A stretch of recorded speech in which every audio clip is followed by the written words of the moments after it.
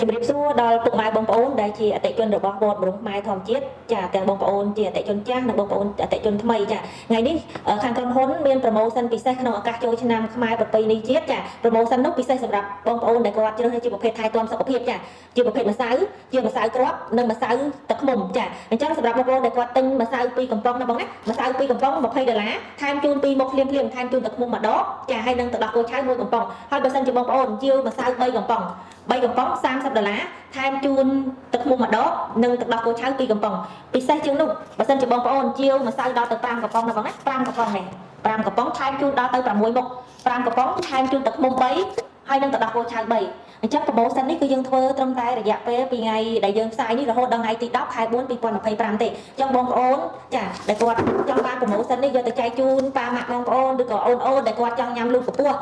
ជំនួយឆ្អឹងរបស់គាត់ជំនួយការគេ